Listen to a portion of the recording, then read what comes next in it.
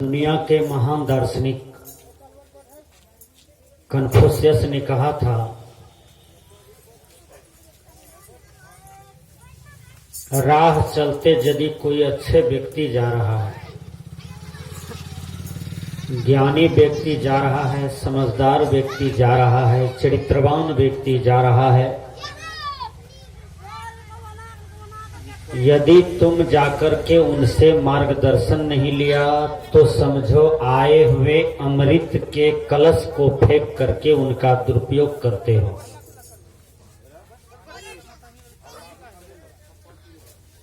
हर आदमी पृथ्वी पर अमर होना चाहता है।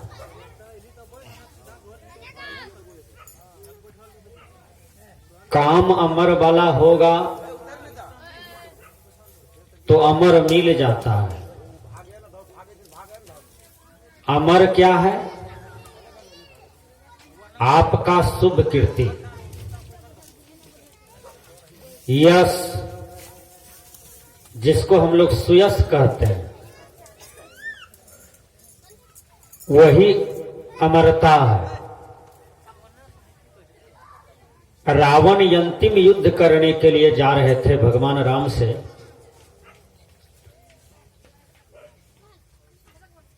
तो मंदोदरी पैर पकड़ती है। मंदोदरी सती नारी थी, वह जानती थी कि रावण है, ये कुकर्मी है, ये शराबी है, ये पर स्त्रीगामी पुरुष है, बिल्कुल पापी हृदय का है ये रावण। ये नहीं जीतेगा राम से, क्योंकि बड़े बड़े योद्धा तो चले गए, अब अंत में ये बचे हैं। मंदोदरी दोनों पैर को कस के पकड़ ली और प्रणाम भी करती है, रोती भी है। पतिदेव, अंतिम बार कहती हूं कि सीता के रूप के मोह का आप त्याग कर दीजिए, सीता को लौटा दीजिए। भगवान राम क्षमावान है, वो आपको क्षमा कर देंगे। इसमें लंका की भी भलाई हो जाएगी और जो भी बच्चे खुचे हैं लंका में उनकी भी भलाई हो जाएगी। रावण घमंडी था, रावण इस बात को नहीं समझा, नहीं माना। मंदोदरी पैर पकड़ती रही और पैर छुरा करके लात मार करके घोलटाते हुए रथ पर चढ़ गए। मंदोदरी फिर दौड़ करके आती है और लटक जाती है। जैसे भवड़ा जब लोग पर छोड़ता है न बिढ़नी, तो जैसा न लटकन लटकता है लोग के देह में कि लोग को भागना मुश्किल होता है, उसी रूप में मंदोदरी रावण को फिर पकड़ करके लटकती है। रावण तो बलवान न था, ताकतवर न था। रावण फिर झमार करके बगल कर दिया और कहते हैं, मंदोदरी तू मेरी बात को सुन। कहा क्या? कहा तुम चाहते हो ना कि रावण बच जाए। रावण तो बचा हुआ ही है, रावण मरेगा नहीं। जब तक सूरज चांद रहेगा, जब जब राम को याद किया जाएगा, तब तब लोग रावण को भी याद करेंगे। सही बात है।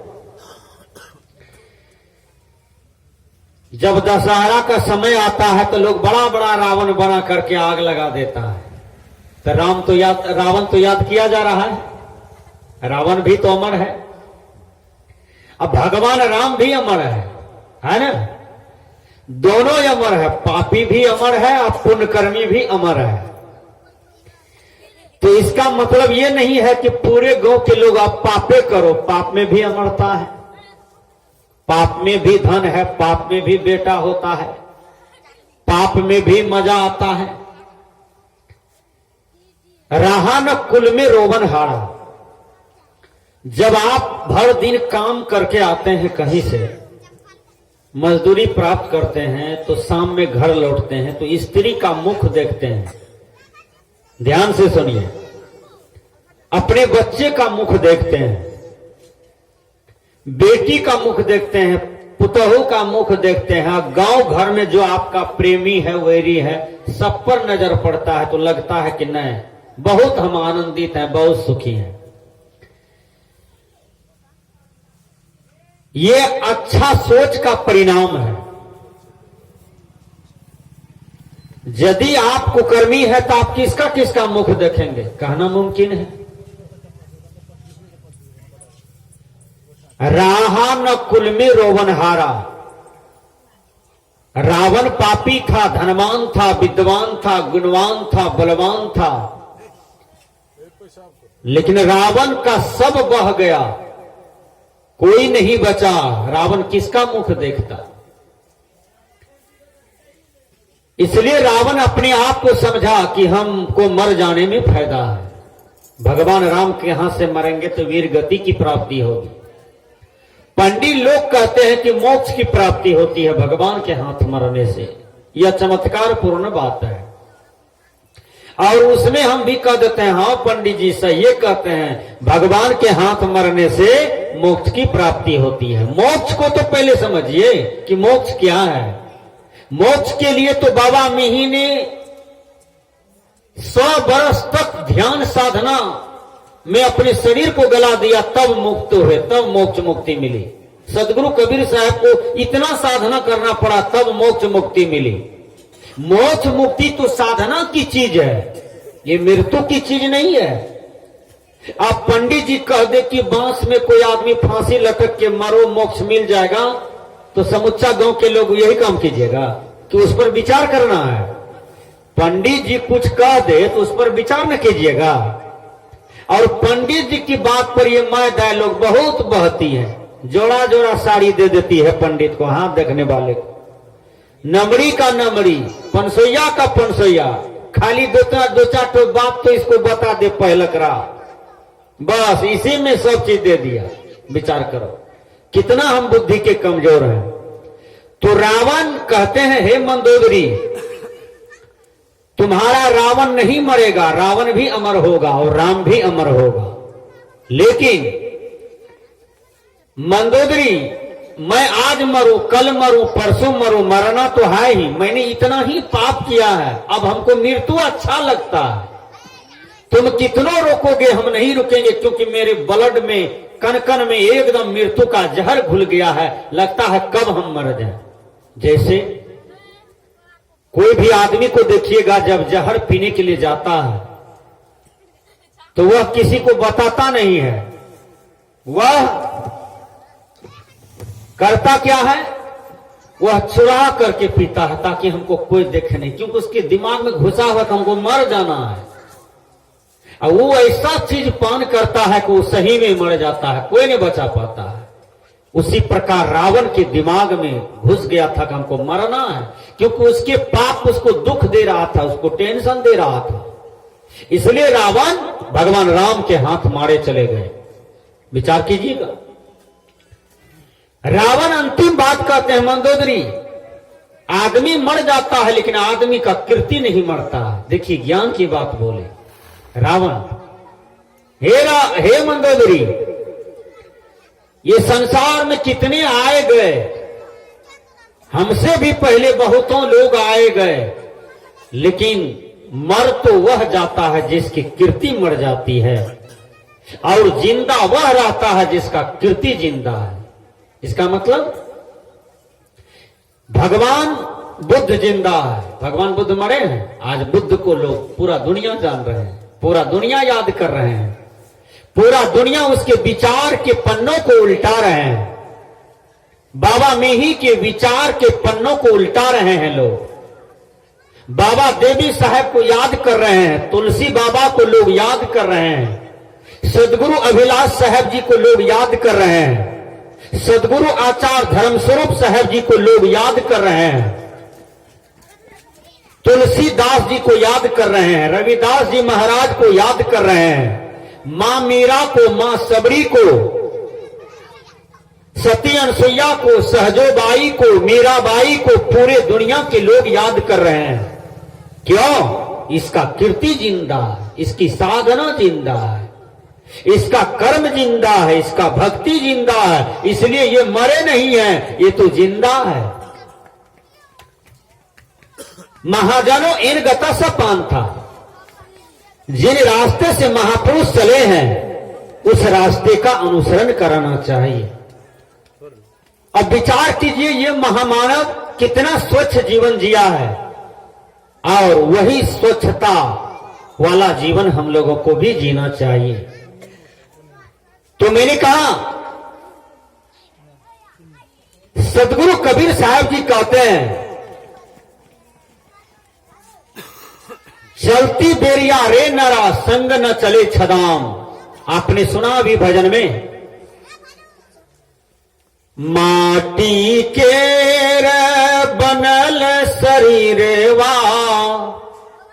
माटी में मिल जाई भाई, केहू कुछ लेके नहीं जाई। ऐ भाई केहू कुछ लेके नहीं जाई।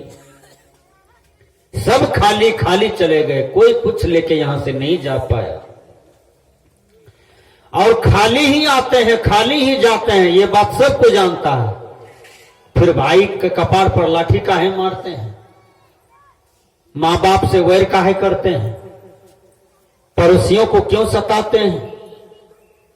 आप भजन में बार बार सुनते हैं कि नहीं चाहिए दिल दुखाना किसी का, सदा न रहा है सदा न रहेगा जमाना किसी का, नहीं चाहिए दिल दुखाना किसी का।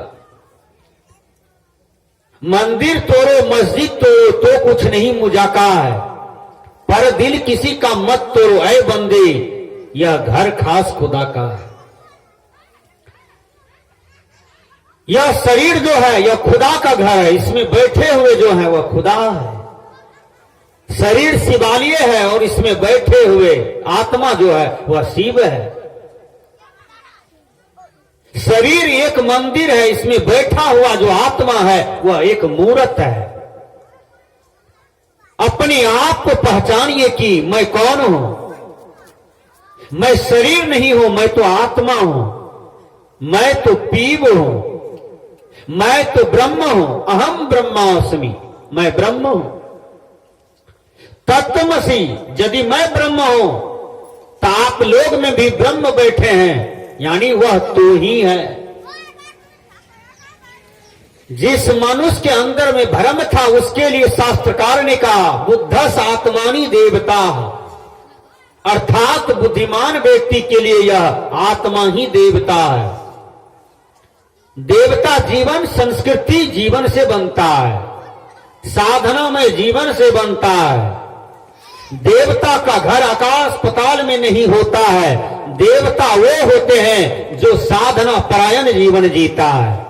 साधना का मतलब जो खैनी नहीं खाता हो, चाय नहीं पीता हो, शराब नहीं पीता हो, दारू नहीं पीता हो, गांजा नहीं पीता हो, मांस नहीं खाता हो, चरस नहीं पीता हो, चोरी नहीं करता हो, झूठ नहीं बोलता हो, नशा नहीं खाता हो, बेविचार नहीं करता हो, हिंसा नहीं करता हो, अहंकार नहीं करता हो, निंदा शिकायत नहीं करता हो, इसी को साधना परायण जीवन कहते हैं। यानी समस्त विकारात्मक कर्म के तरफ दृष्टि नहीं देता हो और आत्मा में ही रमन करता हो।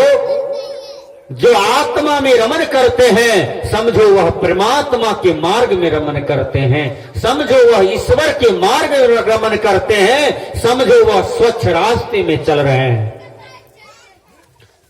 इसलिए मैंने कहा, महाजनों इन गता सपान था, नहीं चाहिए दिल दुखाना किसी का। दिल बहुत बड़ा होता है, बहुत आदमी मां के दिल को दुखाता है। और मां का उपकार कितना है आपके ऊपर में, बोलिए। 9 महीना गर्भ में रखी, फिर उसको निकालने में कष्ट हुआ, तब आपको पोसने में कष्ट हुआ, तब आपको पढ़ाने में कष्ट हुआ, तब नौकरी जब लगने लगी सरकारी तो घूस उसका पैसा जुटाने में कष्ट हुआ, फिर ब्याह करने में कष्ट हुआ, तब तक में मां का शरीर बिल्कुल ढीला हो गया, वो मरिए जाती है, आप सुख नहीं दे पाए। और 2-4 साल जीवो किया था आप अलग फरक हो करके माँ बाप को दुखे दिए, तो माँ बाप का दिल न तोड़े हैं। माँ बाप का सेवा करना चाहिए, दिल नहीं तोड़ना चाहिए, क्योंकि दिल में ही परमात्मा भगवान खुदा गॉड ईश्वर का वास होता है। अब चलते चलिए आपके अंदर में जो बोली है वह हीरा के समान है। आप अपनी वाणी से बोली से किसी के दिल को न तोड़े, किसी के दिल पर चोट न पहुंचाए। आप देखिए लोग कुत्ता को मार बैठते हैं और बेकसूर का, कोई बिल्ली को मार देते हैं, कोई मूस को, काखुर को, मछली को मार करके खा लेते हैं। ये भी दिल तोड़ना हुआ, दिल को मुर्दा कर देना हुआ, दिल पर हत्या कर देना हुआ। शास्त्रकार कहते हैं, शायर कहते हैं, नहीं चाहिए दिल दुखाना किसी का, इसलिए किसी के दिल को मत दुखाओ। ए भाई, दिल ही बहुत बड़ा चीज है। जैसे आपका दिल है वैसा ही दिल पूरा संसार का है, इसलिए दिल को समझने का प्रयास करो। आज हम लोग